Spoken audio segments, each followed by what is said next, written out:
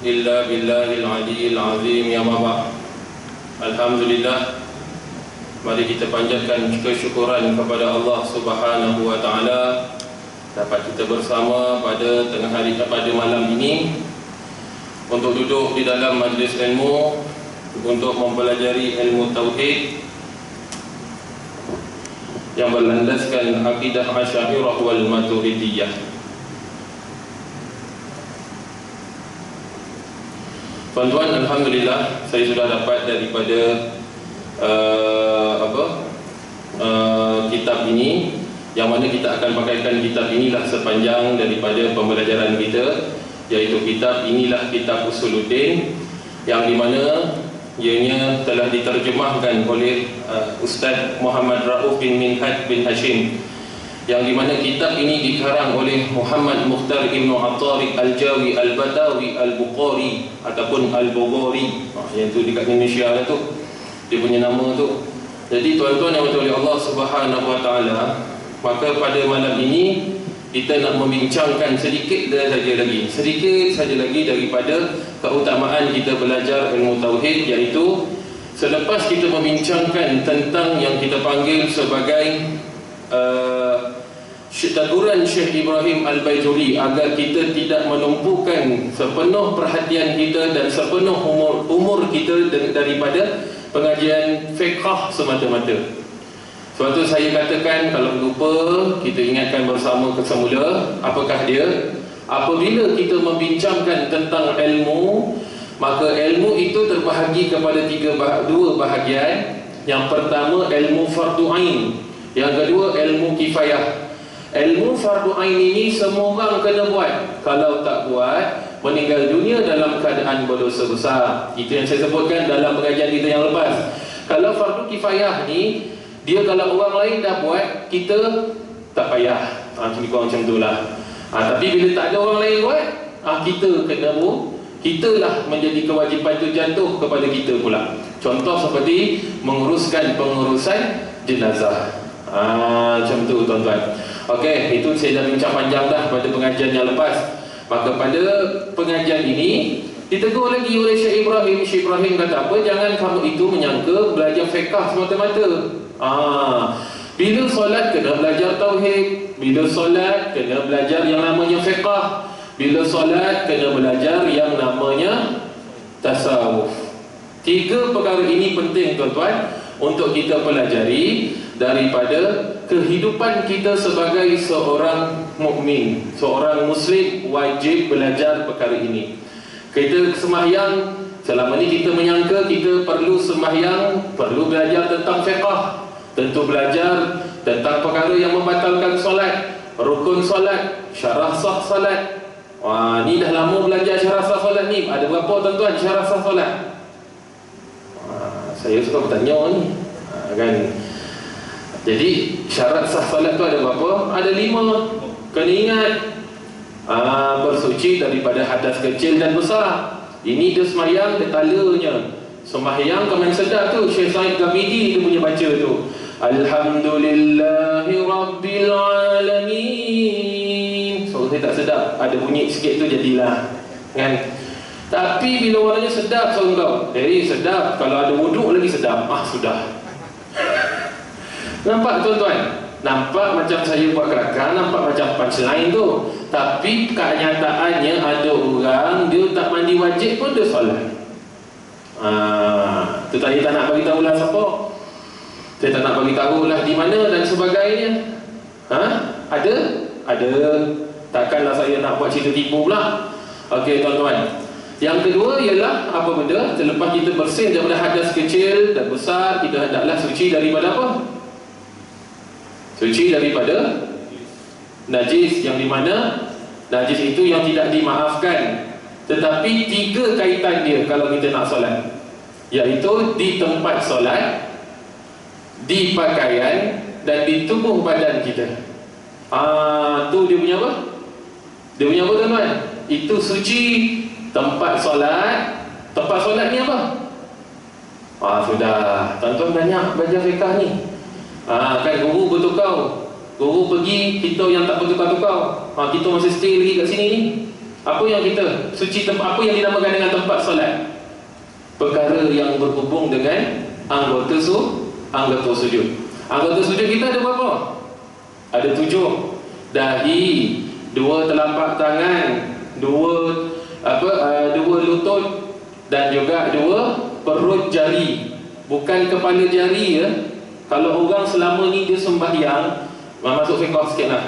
Dia sembahyang, dia letak kaki dia macam ni. Ini ra'su. Ini dipanggil sebagai kepala. Yang perlu dalam solat adalah kita menekankan sedikit. Ini saya badan berat, sekali tokan dia tokan habis. Jadi dia paling tak pun satu jari mewakili satu kaki. Kalau kita boleh ibu jari saja. Kalau kita boleh apa jari pun bolehlah, tak kisah, sampai satu jari mewakili satu kaki. Terbaik adalah semua jari kita tekankan untuk kena.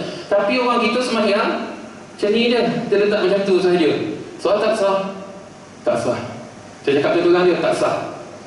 Sebab tu saya kalau sembahyang saya suka duduk depan. Kalau saya duduk belakang kan, ada gangguan kepada apa?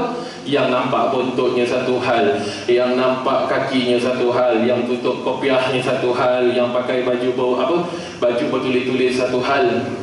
Kita ni banyak buat hal dalam dunia ni. Minta ampun dengan Tuhan. Belajar. Itu contoh. Tempat solat bukan sejadah. Tempat solat, ini kita panggil hukum teruslah kan. Bukannya kita cerita ni bukan tempat solat, ni tempat solat lah. Tapi bila nak masuk solat, tempat solat itu adalah perkara yang berhubung dengan anggota sujud kita. Jadi kalaulah ada tahi dekat tengah-tengah ni, kalaulah ada tahi dekat tengah-tengah ni, contoh tu tahi najis, maka pada ketika itu kita punya pakaian, kita punya tangan, dahi, perut jari dan lutut tak kena kat tahi tadi, maka sah tak solat kita? Sah. Kenapa sah? Sebab dia tak kena dekat anggota sujud kita. Anggota sujud mewakili tempat solat. Dan lagi satu, kita tak menanggung najis tersebut. Ingat? Kalau lah waktu habis tu Ustaz dekat tempat solat, ya betul, tapi kita tak menanggung najis tersebut. Yang dikata tanggung, contoh najis, tah mana datang cicak agak yang sesat dalam masjid, jatuh berak atas kita punya kita panggil apa? Jubah. Maka batal solat kita sebab kita menanggung yang namanya najis. Tu kita kena tahu tu. Kalau kita tak tahu, tak boleh. Banyaklah contoh yang nak buat, tapi salah satu contohnya itulah. Tapi ketika sujud, walaupun tak kena anggota tubuh badan, tapi terkena pakaian, batal tak? Baru batal. Macam tu cara dia. Tapi ada orang kadang-kadang bajunya tu kecil, jadi tak berlabuh macam saya ni. Bila kita sujud semua ni tuan, dia semua kena kadang-kadang tempat sujud kan, kena sejadah betul. Ada orang dia tak kena sejadah, dia boleh elak najis tadi, maka sahlah solat dia. Tu kena ingatlah benda tu. Kan kita nak solat ni nak menghadap Allah Subhanahu wa taala. Yang ketiga, menutup aurat lelaki daripada pusat sampai ke lutut. Habis tu Ustaz, kalau pakai kain pelikat boleh, tak ada masalah. Lepas tu nyanyi lagu kain pelikat la la la la la. Tu zaman Tuan Haji ni lagu tu, jangan buat tak tahulah. Tu nampak, kain pelikat boleh tak? Sah tak? Asalkan ditutup perut dengan bukan perut, pusat dan lutut, betul. Tapi beradab tak? Sebab tu kita tutup dengan sempurna ya. Sebab itulah kita menghadap sultan pun, ya Allah, panjang Allah saya. Saya nak menghadap Datuk Undang Luak Jerebu, saya cerita dulu kan. Kena pakai baju Melayu bersamping tuan-tuan. Nak menghadap manusia je ni pun. Tapi kita kena hormat tak? Pemimpin ni hormat majlis dia. Pakai jugalah yang namanya baju Melayu bersamping, walaupun baju Melayu tu tak berosok, walaupun samping pun pinjam ke orang, baju pun pinjam ke orang. Saya mana ada baju Melayu? Jadi siapa-siapa nak sedekah kat saya, sedekah baju Melayu. Saya baru buat baju Melayu yang last hari tu, waktu Raya Mi tahun lepas. Itu pun sebab apa tuan-tuan? Sebab saya rasa aku dah lama tak ada baju Melayu. Last PKP langsung tak boleh balik kampung. Seorang-seorang sendu, budak-budak balik dah. Hello balik, budak-budak madrasah. Saya balik. Yang ustaz ni pun ada seorang balik. Saya dah tinggal aku seorang sendu je. Hari pakai jugalah baju Melayu, sendu lah, duduk dalam bilik seorang-seorang. Apa yang dibuat? Tidur je lah. Nak buat apa lu? Tak boleh nak buat apa pun. Buka TV pun tu lah, ada cerita dia berputar. Dah pernah tengok. Itu aurat tuan-tuan. Kita nak bagi jumpa pemimpin pun kita kena berpakaian kemas. Apatah lagi kita nak jumpa raja sekalian pemimpin, raja sekalian raja, iaitu Allah Subhanahu wa ta'ala. Itulah adabnya. Lagi dua tuan-tuan, nanti belajar dalam kelas fiqah lah. Ini saya nak cuba contoh sajalah. Ustaz tak ingat ke? Ingat. Ma'rifatul qiblah, ma'rifatul dukhulil waqt, masuk waktu solat. Dan yang terakhir ialah istiqbalul qiblah, iaitu menghadap kiblat. Selesai. Bukan tak ingat, tadi tak ingat, sekarang ingat. Tapi nak terangkan bukan kelas kita lah, kita kelas tahu. Tapi senang cerita, sebenarnya benda ni kita bukan tak tahu, cuma tak ingat dia punya susunan ataupun apa ceritanya. Nak solat, takkan dalam keadaan kita lepas kencing terus solat tak berwuduk, betul? Ramai orang lepas kencing, lepas buang air, dia akan berwuduk kerana dia nak mengangkat hadas kecil. Itu semua orang dah tahu. Cuma kita tak tahulah susunan dia.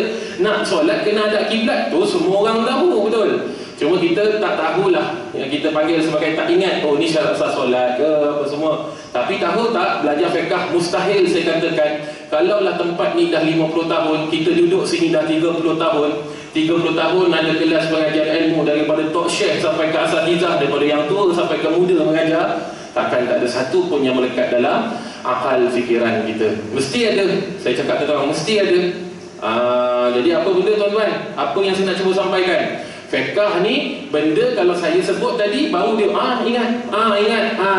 Tapi kalau tauhid dia macam tak pernah ingat je. Macam tak pernah jumpa je. Sebab apa? Sebab ilmu itu tidak diulang-ulang. Kata ulama, idza takarrara tahaqqaqa. Ingat sampai bila-bila. Idza takarrara tahaqqaqa. Ilmu tu kalau diulang-ulang dia akan tahaqqaqa. Dia akan apa tu kita panggil dalam bahasa Melayu mudah, dia akan padulah, dia akan tahaqqaq, dia akan lebih kuat, dia akan tahqiq lagi lah, lebih kuat ilmu tu. Tapi kalau kita tak makin mantap, makin padu semua boleh. Kan saya lupa saya lupa dia punya tu apa. Lebih kurang macam tu, betul lah tu. Lebih tahaqqaq, lebih padu, lebih mantap lagi. Ini baru cerita bermula wujud. Dia pun wujud dia pun tak ke mana pergi, tak tahu. Baru nak cerita bab wujud dia dah tak tahu, dah tidur, dah ke mana tak tahu kan. Tak boleh lah. Idza takarrara tahaqqaqa. Ingat sampai bila-bila. Ilmu ni mesti diulang-ulang. Okey tuan-tuan. Jadi apa yang saya nak cuba sampaikan lagi satu pada hari ini sebelum kita masuk benar kita baca satu persatu dengan saya, baca satu persatu lah daripada kitab disebut satu, kita huraikan satu benda lah. Cuma saya nak sebut daripada teguran Syekh Ibrahim Al-Laqani rahimahullahu ta'ala, iaitu mungkin saya dah sebut, mungkin saya fikir tidak, sebab saya banyak tempat saya baru mula kitab inilah, di mana sebab sebelum ni saya banyak mengajar tasawuf. Sebab tu kalau tengok dekat saya punya Facebook, banyak sangat saya ulang-ulang benda yang sama. Kalau tengok pada pengajian yang sebelum-sebelum ni, banyak dia dah bertergabung lah, berkaitan, semua berkaitan dengan tasawuf ataupun fiqh. Tapi kalau berkaitan dengan tauhid, baru saya nak mengajar. Sebab saya kira ramai orang tak mengajar tauhid sekarang. Saya risau, kita solat tapi kita tak kenal Allah. Kita solat tapi kita tak kenal Allah. Bagaimana solat kita itu? Meneka-neka Allah dalam kesamaran. Kita berkahwin tapi kita tak kenal dengan siapa yang kita kahwin. Ya kok? Kau nak tak kenal tu orang kat rumah tu? Kau nak tak? Kau nak? Takkan tak kenal pula kan? Itu tuan-tuan punya pasangan kenal makhluk. Tapi Allah yang bagi tuan-tuan pasangan tadi tu tak nak kenal. Tuan-tuan, Tuhan yang bagi kepada tuan-tuan yang namanya nikmat tadi tak nak kenal. Allahu Akbar. Ya, orang banyak bantu kita, bagi kita bantuan. Tiba-tiba kita kata, siapa yang bagi bantuan dekat aku ni? Kan? Pasti kita perlu kenal siapa yang senantiasa bagi kita bantuan. Kita nak kenal dia, siapa dia? Orang kata baik, orang kata dermawan, orang kata itu, orang kata ini, kita ikut je. Tapi kita tak kenal pun. Yang kita tahu sifat dia sahaja. Macam itulah kita mengenal Allah Subhanahu wa ta'ala. Apa teguran dia? Iz kullu man qallada fi tauhidi imanuhu la yakhlu min tardidi. Apa dia kata? Apabila setiap orang yang taklid, setiap orang yang bertaklid dalam ilmu tauhid, bertaklid ni apa? Bertaklid ni ialah dia mengikut sesuatu atau seseorang tanpa mengetahui dalil. Di dalam fiqh kita mesti mengetahui dalil. Dalam fiqh tak perlu dalil pun tak apa. Dalam tauhid kita perlu mengetahui dalil. Dalam fiqh cukup kita ikut pandangan daripada ulama mazhab kita. Kita belajar daripada kitab. Contoh kitab Safinatin Najah, contoh sajalah. Dan syarah-syarah dia disebut begini solat, begini puasa, begini zakat, begini. Cukup memadai tanpa kita mengetahui dalil-dalil daripada Al-Quran ataupun Sunnah, ataupun daripada dalil yang umum lagi, daripada tu ijma' dan sebagainya. Contohlah, contoh macam contoh saya cakap tadi, suci daripada hadas kecil dan besar. Saya hurai, tapi saya tak bawa ayat Quran, tak bawa hadis, saya tak bawa yang namanya ijma' para ulama dan sebagainya. Tidak mengapa, kerana itu sudah menjadi dalil kepada kita. Tetapi dalam mengenal Allah tak cukup sekadar kita kenal tapi kita tak mengetahui dalil. Kita kena mengetahui dalil agar lebih mantap. Ini mengenal Allah. Ini yang namanya kenal Allah, mesti mengetahui dalil. Iaitu tuan-tuan, kalau taklid ni seolah-olah macam apa? Lembu yang dicucuk hidung. Tuan dia ke kiri, dia ke kiri. Tuan dia ke kanan, dia ke kanan. Tuan dia ke belakang, dia ke belakang. Tuan dia terbalik, dia pun dia tak terbalik lah. Sebab apa dia tak terbalik, tuan-tuan? Sebab dia yang tarik tuan dia. Kaki tuan dia tu terikat dengan tali lembu tu tadi. Macam bapak saya lah dulu jaga lembu, tuan-tuan. Akhirnya dia punya jaga lembu, kaki dia yang terikat dengan apa? Dengan tali lembu tu. La ilaha illallah. Saya cakap kan, kesian kena heretkan lembu tu. Nasib baik tak boleh heretkan jauh, heret sikit je. Kesian ayah Jadi macam tu, tuan-tuan. Jadi bahayalah kalau dalam ilmu tauhid kita tidak mengetahui dalil. Paling tidak pun kita mengetahui dalil ijmali. Dalil ijmali ni nanti saya ceritakan dalam pengajian akan datang. Jadi kena datanglah pengajian yang akan datang. Sebab paling tak pun kita sebelum meninggal dunia, saya ulang, sebelum kita meninggal dunia, kita mengetahui dalil ijmali ni terlebih dahulu. Terlebih dahulu kita tahu dalil ijmali ni selesai. Nak meninggal dunia silalah. Allah bagus. Aku malam ni aduh kan kasar pun lah gurauan. Tak, betul lah. Termasuk saya cakap tu diri saya sendiri. Dah tahu dalil, meninggal dunia aku malam. Termasuk diri saya tak cakap orang. Kalau cakap sesuatu, tegur sesuatu, saya tegur diri saya sendiri. Sebab tuan-tuan, bagaimana dalam keadaan kita solat tapi kita tak mengenal Allah tu, saya rasa pelik. Ibarat kita menghantar suatu hadiah kepada seseorang tapi kita tak kenal orang itu. Bagaimana kita nak bercinta dengan seseorang kalau kita tak kenal? Allah ni bukan sekadar kenal, Allah ni kena cinta. Allah ni bukan sekadar kenal, Allah ni kena cinta dekat dia. Satu zaman, pada zaman Nabi Musa AS, ada orang minta kepada Nabi Musa minta kepada Tuhan agar Allah Subhanahu, agar aku boleh agar Allah mencintai aku. Nampak tuan-tuan? Akhirnya kau takkan termampu, kata Nabi Musa, kalau engkau ni saling berkasih, mencintai Allah dan Allah mencintai kau, kau takkan tertanggung. Kalau macam itulah Nabi Musa, dia tak give up. Mohon pada Allah agar bagi yang kita panggil sebagai cinta sebesar biji sawi je, kecil sangat tu, dalam diri aku, untuk aku boleh mencintai, tenggelam dalam mencintai Allah Subhanahu Wa Taala. Nabi Musa pun doa lah. Orang tu makin lama makin tak jumpa, tak nampak dekat pasar, tak nampak kat rumah, tak nampak. Nabi Musa pergi jumpa keluarga dia. Wahai Nabi Musa, Nabi Musa tanya apa? Nabi Musa tanya kepada keluarga dia, mana pergi orang ni kan? Lama tak nampak, mana kau punya saudara ni? Mereka macam tu lah kan. Tapi dia cakap, ada kat ujung bukit tu dah mengacau-ngacau. Bagi mereka mengacau-ngacau lah. Nabi Musa pergi, tuan-tuan. Nabi Musa tengok, setiap daripada mulut yang keluar adalah perkataan cinta hanya kepada Allah. Dia puji Allah, dia berdoa pada Allah, dia berkalam-kalam dengan Allah, berkata-kata dengan Allah Subhanahu Wa Ta'ala. Akibat dapat Allahu Akbar, sehanya dapat sebesar biji sawi je cinta Allah. Kita ni macam mana tuan-tuan? Baru nak pegang tasbih dah pandang di kanan. Ni kalau aku keluar tasbih kau kata aku baik. Ilaha illallah. Jangan diapik lah kata orang. Saya ulang jangan diapik kata orang. Tadi tazkirah maghrib pun Jumaat tu saya cakap, jangan diapik kata orang. Kalau orang tu ada keilmuan dalam ahli agama, dengar. Tapi kalau orang tu dia pun tenggelam timbul dekat masjid, dah jangan diapikkan kata dia. Sebab apa tuan-tuan? Orang kalau nak tutup mulut dia takkan ditutup.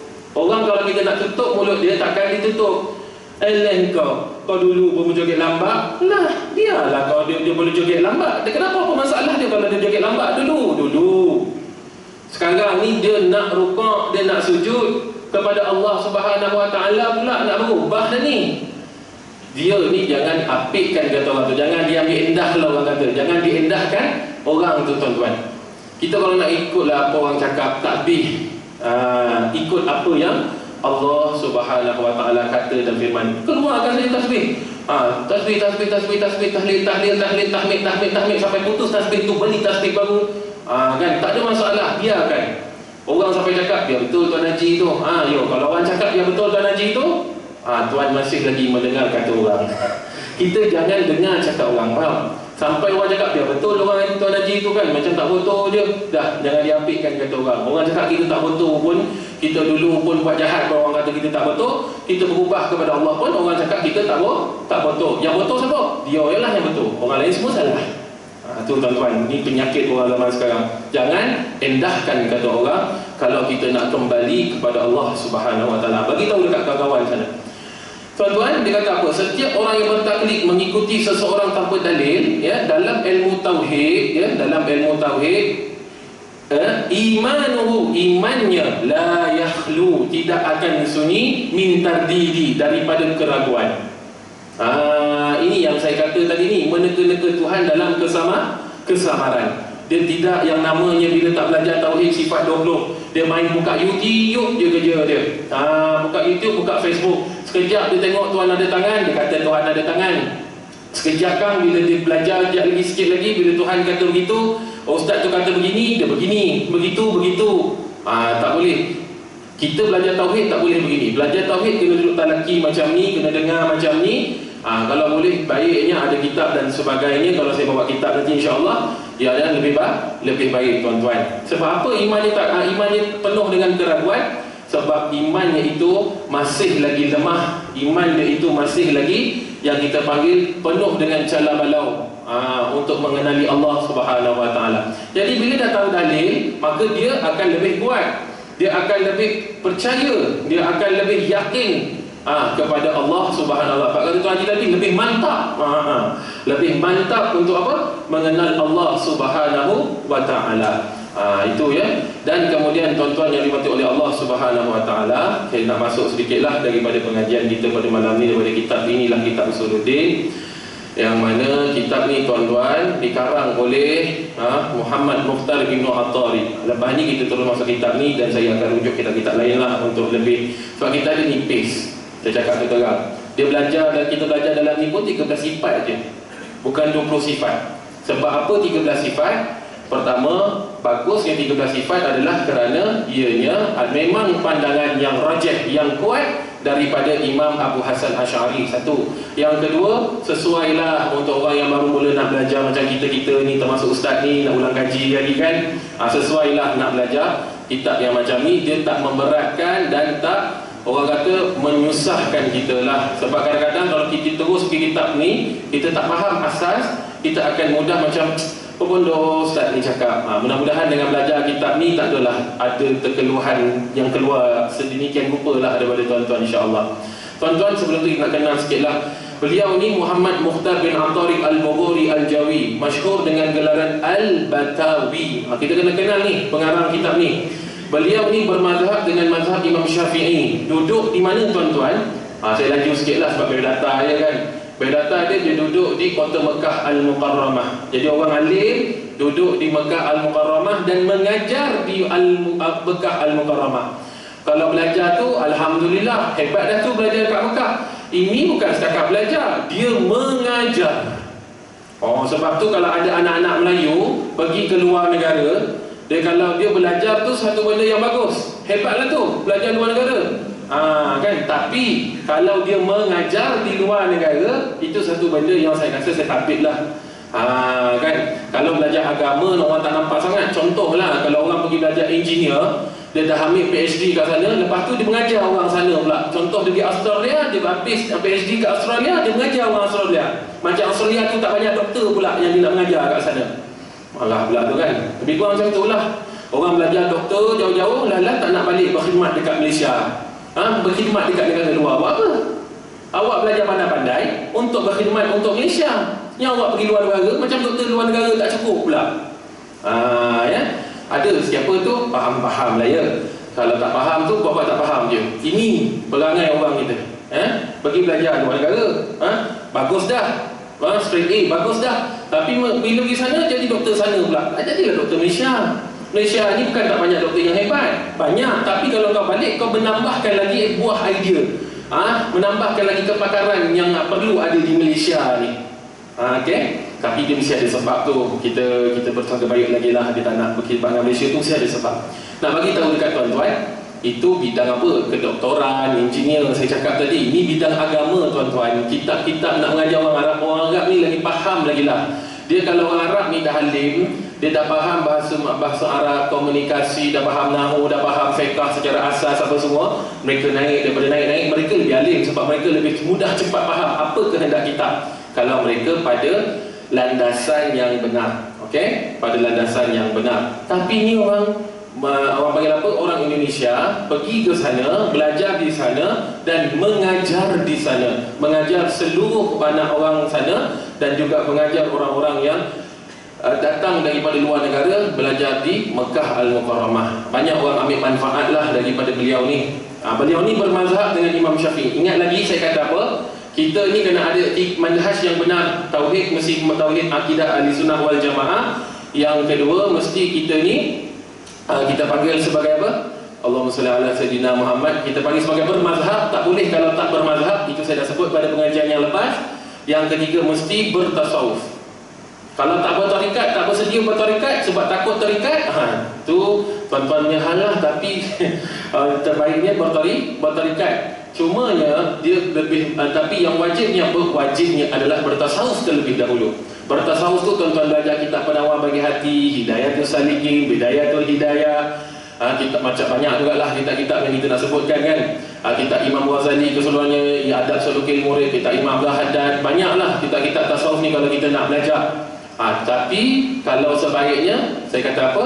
Kalau boleh bertarikat. Sebab apa bertarikat? Ini saya tak paksa, saya bagi tahu kelebihan sahaja. Nak tak nak sudah, okey? Sebab saya risau kalau orang cakap, ni ustaz bawa tarikat lah, apalah, tarikat ni tak betul lah. Sabar dulu, sabar dulu. Nak cerita tarikat satu benda yang panjang lagi. Saya ada buku tarikat dalam ni. Nak bagi tahu kepada ayah-ayah, ya. Kalau kita bermazhab, kalau kita berfiqah, mesti bermazhab. Betul? Itu rumah dia. Kalau kita ni berakidah, apa rumah dia? Asy'ariyah wal Maturidiyah. Itu pegangan dia, mazhab pada dia.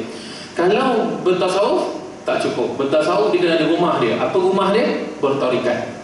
Itu boleh saya bagi faham lah. Rumah dia bertarikat. Jadi kalau nak berfiqah mesti bermazhab. Mazhab apa? Syafi'i kita lah. Okey. Kalau kita nak berakidah Ahlussunnah wal Jamaah, iaitu Asy'ariyah wal Maturidiyah. Bukan Syiah, bukan Kristian, bukan yang kita panggil sebagai Mujassimah ataupun Musyabihah dan lain-lain. Macam tu jugalah tasawuf. Tasawuf ni kita wajib bertasawuf. Ingat, bukan bertarikat ya, bertasawuf.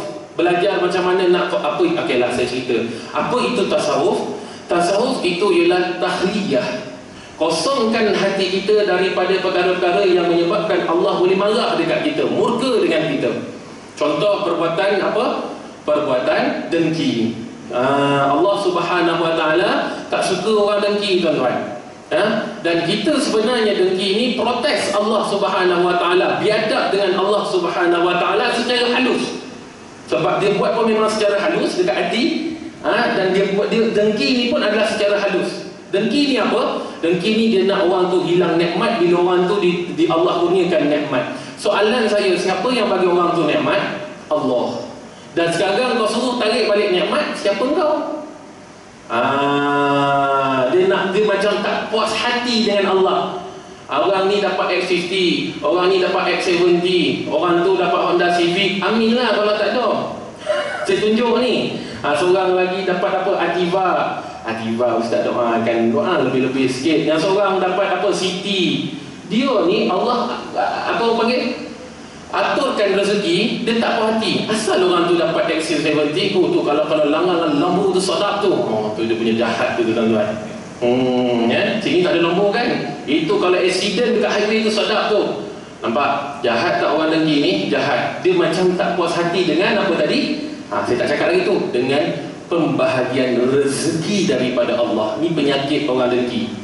Siapa kau tak nak puas hati dengan rezeki daripada pembahagian rezeki daripada Allah?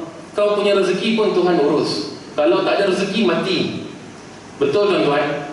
Kita ni kalau kita alah ini tak ada rezeki lah, tak ada rezeki. Jangan cakap tak ada rezeki. Yang tak ada rezeki ialah orang yang sudah meninggal dunia. Orang meninggal dunia je, itu confirm. Apa confirm Ustaz? Dia dah tak ada rezeki, dia dah tak ada jodoh, dia dah tak ada yang namanya hidup. Itu ingat tu sampai bila-bila.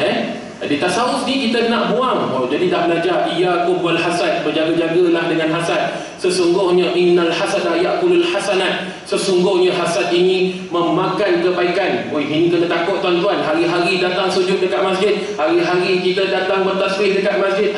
Sejak malam Khamis tak putus baca Yasin malam Jumaat. Doa orang tu, doa orang ni.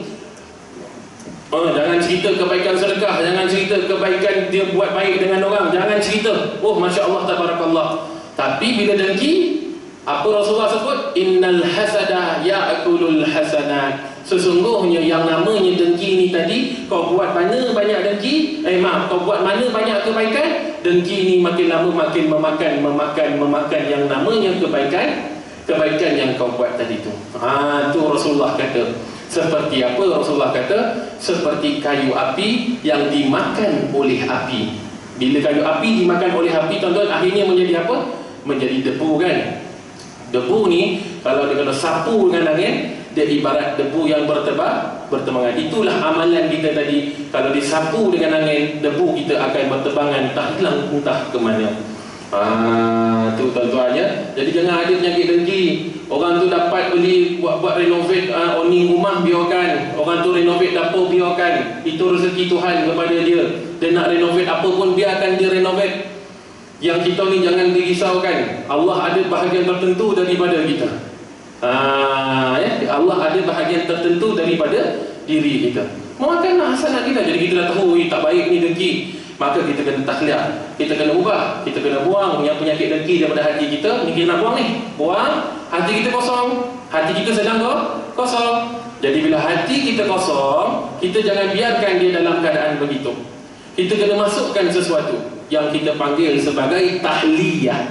Apa itu tahliyah? Tahliyah ini ialah kita menghiasi semula hati kita dengan benda-benda yang menyebabkan Allah boleh sayang balik dengan kita.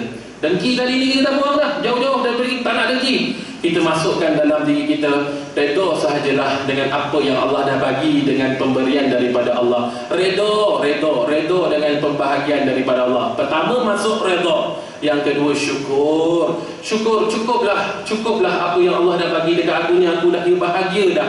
Boleh jadi kalau Allah bagi lebih, aku buat maksiat dengan Allah. Boleh jadi kalau aku ni Allah tukar daripada kita sagar proton kita kebal orang panggil tu, kalau Allah tukar dia kepada, saya punya kereta lah tu, Allah tukar kepada Alphard, boleh jadi aku dah tak nak mengajar dah rasanya. Dia dah kaya, apa nak mengajar lagi kan? Nampak? Allah punya peraturan, pencaturan Allah lebih baik. Wa makaru wa makar Allah wallahu khairul makirin. Allah tu yang baik sekali dalam aturan dia. Kita merancang, Allah merancang. Allah juga adalah sebaik-baik perancang. Tu tuan-tuan. Sebab tu kita kena belajar tauhid sungguh-sungguh supaya dengki ni tak ada dalam diri kita. Kemudian tuan-tuan, itu tasawuf. Tasawuf. Jadi yang nak mengajar kita ni ada perlu kepada apa? Okey, itu dua konsep daripada tasawuf. Kita pertama, tasawuf ni apa? Dia kena tahu tentang keadaan hati dia, sama ada baik ataupun buruk. Itu pertama definisi tasawuf ni.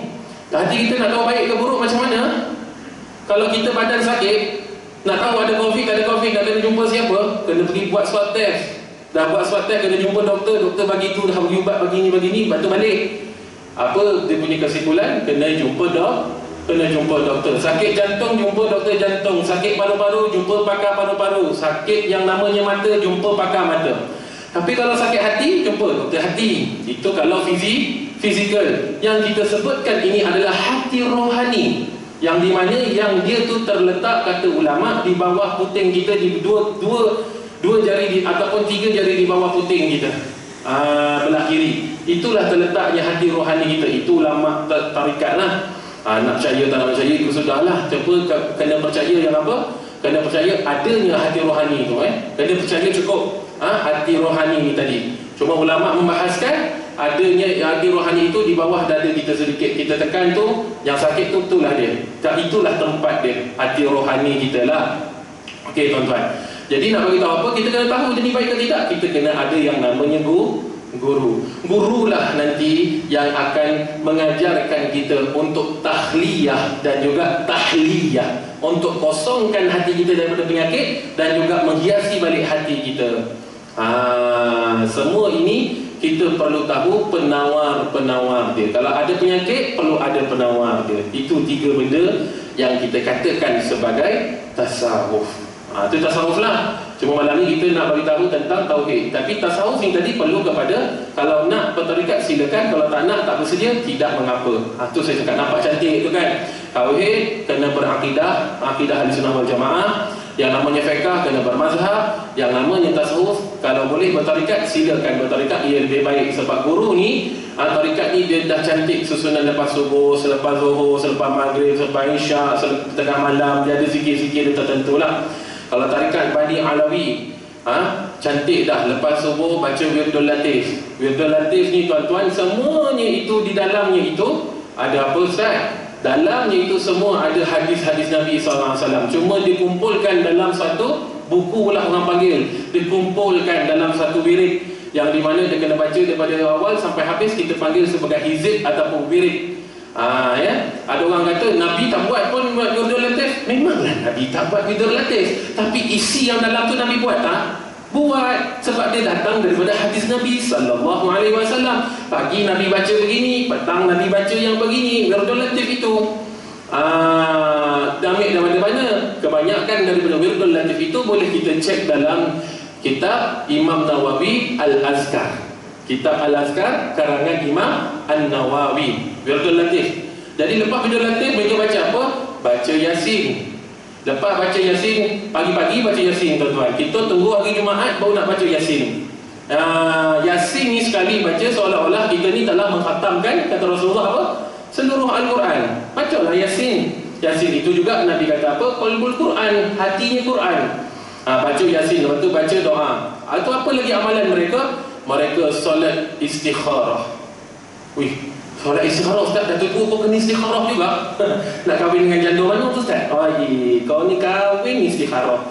Setiap daripada pilihan kita pada hari tersebut, kita mohon pada Allah agar Allah pilihkan untuk kita. Sebab kita tak tahu hari itu apakah kita perlu pilih yang baik ke yang buruk. Kita tak tahu. Kita minta Allah makhtarli. Jadi kalau sesiapa lepas ni, lepas subuh, ketika solat sunat isyraq, lepas tu dia buat solat istikharah, baca Allahumma khtarli, ya Allah pilihkan untuk daku. Maksudnya apa? Pilihkan yang terbaik untuk diri kami ya Allah. Bagi aku ya Allah, hari ni aku nak jalan kehidupan aku ni, aku nak kena pilih, tak tahu pilih yang mana, berjalan yang ke mana. Harap segala pilihan engkau adalah pilihan yang terbaik untuk diri aku. Aku tak mampu nak memilih ya Allah, aku ini lemah ya Allah. Aku ni tak mampu memilih ya Allah kerana aku ni jahil ya Allah. Engkau mengetahui apa yang di hadapan. Mudah-mudahan ya Allah, apa yang di hadapan itu adalah yang terbaik untuk diri aku ya Allah. Pilihkanlah untuk aku ya Allah. Allah makhtar tahli. Susah benda-benda. Allah makhtarli. Tu boleh faham tuan-tuan yang tu. Kemudian tuan-tuan, azan ke? Tak ya, terus sikit lagi Okey. Lepas tu tuan-tuan, apa tadi saya katakan? Allahumma salli ala sayyidina Muhammad wa ala ali sayyidina Muhammad. Macam itulah yang namanya kita panggil sebagai amalan-amalan yang telah ditentukan lah. Itu kalau tarikat Bani Alawi. Saya kata mudah. Orang awam kalau beramal dengan tarikat Bani Alawi ni, alhamdulillah mudah. Sebab dia tak ada yang namanya yang khusus ke yang apa ke. Sebab setiap amalan itu susun tu ada hadis Nabi, ada unjuran Al-Quran, ada yang namanya anjuran para ulama. Maksudnya ada ulama, doa-doa para ulama dan sebagainya, yang tidak memberatkan kita lah saranan-saranan dia. Tak mampu buat semua, jangan tinggal semua. Ingat tu sampai bila-bila kaedah ni. Saya selalu pesan. Kalau saya pesan, saya sebut kaedah ni, saya pesan. Ini hanya untuk sunat. Wajib tak jadi. Ya, kalau tuan-tuan buat benda ni dekat perkara wajib, tak mampu buat semua, jangan tinggal semua. Tak mampu buat semua, jangan tinggal semua. Akhirnya dia buat dekat solat fardu. Tak mampu buat semua, jangan tinggal semua. Muka dia nampak waktu isyak je. Subuh tak nampak, Zuhur tak ke mana, Asar dalam jam, Maghrib baru balik pojok, Isyak elah tu. Itulah kau tak datang kuliah Ustaz Akmal. Ustaz Akmal dah bagi pesanan dah semalam. Apa? Kalau tak mampu buat semua, jangan tinggal semua. Tu yang aku datang isyak itu. Kalau di salat betul-betul terhalang dan ada benda yang menghalang, tak ada masalah. Ini saya cerita orang yang tak terhalang langsung. Wajib kita tak pakai kaedah ni. Kita pakai kaedah ni dekat sunat sahaja. Tak mampu, sunat ni banyak kan. Macam-macam sunat Rasulullah SAW. Tak mampu buat semua, jangan kita tinggalkan semua, insya-Allah ya. Okey tuan-tuan, inilah hebatnya dia buat tarikat dengan Adnan Syabani Al-Qadiri. Dilahirkan di Bandar Bogor, Jawa Barat, Indonesia. Betul tuan-tuan yang dimuliakan oleh Allah Subhanahu Wa Taala. Beliau ni amat pakar dalam bidang bahasa Arab. Beliau ni juga seorang yang suka ketawa, dan suaranya itu kalau berketawa, suaranya kedengaran sedikit. Masya Allah, tabarakallah, ikut sunnah Nabi SAW lah. Tak ketawa terbahak-bahak, ketawa nampak gigi dia Rasulullah SAW. Lepas tu tuan-tuan, beliau ni suka baca suka banyak melakukan ibadat, kata anak murid beliau. Dan beliau juga banyak anak murid, di antaranya Al-Muhaddis Sayyid Alwi bin Abdul Abbas Al-Maliki Al-Hasani. Dan juga anak murid beliau yang paling popular, yang paling masyhur, kalau saya sebut semua orang kenal. Mungkin ada yang tak kenal, tak apa mengapa. Siapa yang dia suka dalam bidang kita panggil sanad-sanad, anak murid dia siapa? Anak murid dia ialah Syekh Yasin Fadani. Saya sekarang ni berguru dengan ada seorang ustaz, Syekh Tuan Guru Baba Nur Hisham. Beliau ni banyak belajar mengambil sanad dengan anak murid Syekh Yasin Fadani. Anak murid Syekh Fadani belajar dengan Syekh Yasin Fadani. Syekh Yasin Fadani belajar dengan, kita panggil sebagai siapa tadi? Syekh Mukhtar Al-Atari, Ibnu Atari. Beliau belajar dengan macam tu. Maksudnya orang hebatlah lahir daripada beliau. Allahumma salli ala Sayyidina Muhammad wa ala ali Sayyidina Muhammad. Diteruskan tuan-tuan di dalam kitab ini, fa'lam annahu la ilaha illallah. Ketahuilah bahawasanya tiada Tuhan melainkan Allah. Okey, itu terjemahan. Itu terjemahan. Okey tuan-tuan, fa'lam, ketahuilah. Bagaimana cara nak tahu? Pertama dengan jalan ilmu, kata ulama. Jadi bila dalam kitab-kitab ditulis ketahuilah olehmu, ataupun fa'lam, a'lamu, macam tu kan. Jadi kalau kita nampak perkataan ketahuilah, macam mana cara nak tahu? Pertama dengan jalan ilmu. Al-ilmu bitta'allum, ilmu itu dengan belajar. Jadi kalau nak sebutan kita itu ada hasil, ada lazat. Bila kita sebut la ilaha illallah, la ilaha illallah, ada lazat, maka kena tuntut ilmu dulu. Dia tak boleh dibuat-buat, dia tak boleh dicipta-cipta, tak boleh direka-reka. Amalan ni dia bukan macam tu. Amalan kepada Allah, landas yang pertama yang kita kena tempuh adalah ilmu. Kalau kita tak ada ilmu, maka sebab tu kenapa kita sebut kalimah la ilaha illallah, dia tidak ada rasa. Kalau ada rasa sekalipun, lepas sebut la ilaha illallah, masih lagi melakukan maksiat pada Allah. La ilaha illallah, la ilaha illallah, la ilaha illallah. Keluar je daripada masjid, sebut benda-benda maksiat, hina orang, pandang rendah dekat orang, hina orang, apa lagi? Dia cerita hal anak orang dan sebagainya lah. Mulut yang sebut la ilaha illallah itu telah bercampur dengan maksiat. Itu dia namanya tak ada lazat lagi. Itu namanya belum ada yang namanya melekat benda yang baik dalam mulut dia. Bagaimana mulut yang mana ketika itu dia menyebut nama Allah, tapi pada masa yang sama dia disuapkan juga, dia masukkan juga dengan perkara-perkara yang Allah tak suka. Adakah kalimah kita dan ibadat kita itu secara orang kata apa, muhasabah dirinya diterima oleh Allah ataupun tidak. Ini muhasabah diri sahaja. Sebab terima ataupun tidak itu adalah urusan Allah, ya. Saya ulang, terima atau tidak urusan Allah. Cuma kita sebagai hamba lah muhasabah diri. Engkau banyak hal dekat dunia. Kau sembahyang pun masih lagi ingat yang namanya luar daripada solat. Agak-agak je lah muhasabah diri. Adakah solat yang begitu nak dihadapkan depan Allah Subhanahu wa ta'ala? Sebab tu tuan-tuan, kalau perasan saya keluar kereta, saya pusing balik kereta. Sebab apa? Saya ni selalu dalam solat fikir, aku dah kunci kereta ke belum? Walaupun tak ada bini dalam tu. Allah, kisah benar kan? Walaupun tak ada benda yang berharga lah, tetap juga saya pusing balik. Sebab benda tu akan mengganggu solat saya. Sebab tu bila nak solat, kena buat benda yang relax. Dah selesai semua benda dah.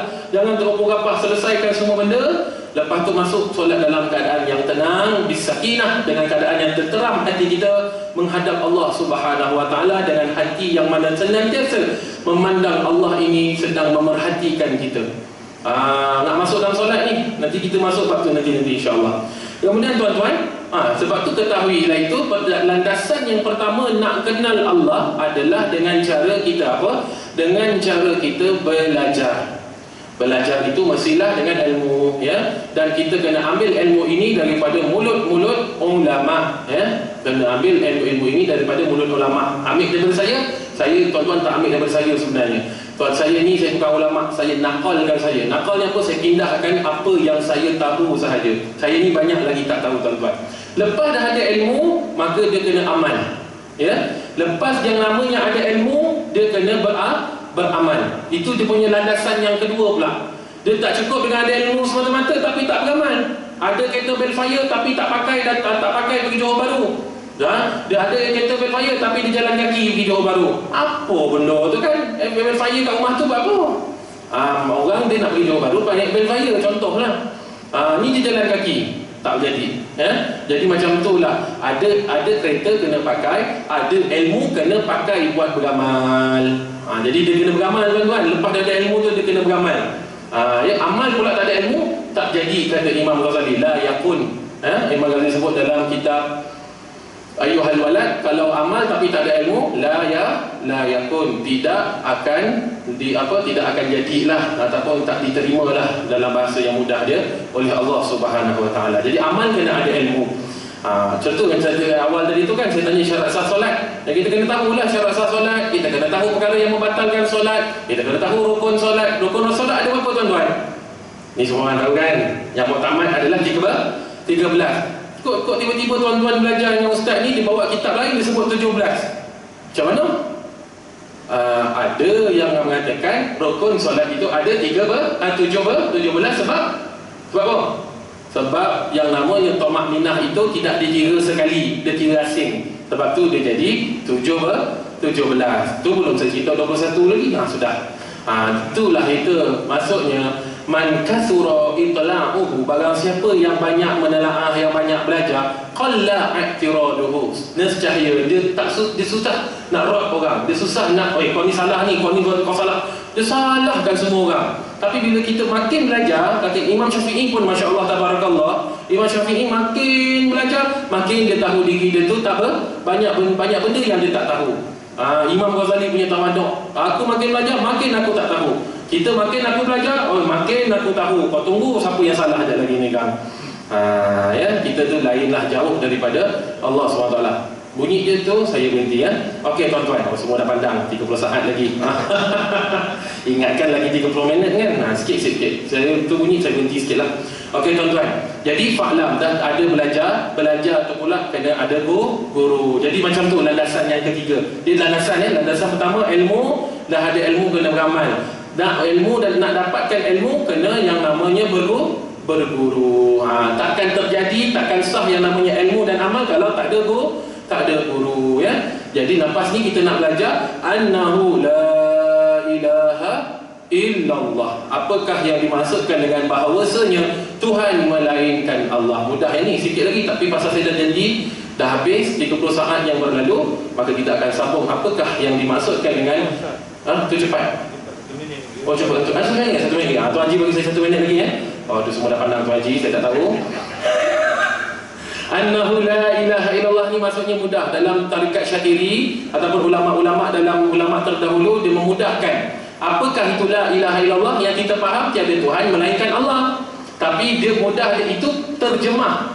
Boleh faham? Terjemah. Tapi yang kita nak tahu murad. Apa itu murad yang dikehendaki dengan kalimah ni, apa benda? Tu. Apa maksud daripada kalimah yang sebenarnya ni? Hakikat daripada kalimah yang apa tu? Itu murad dia. Kefahaman dia apa?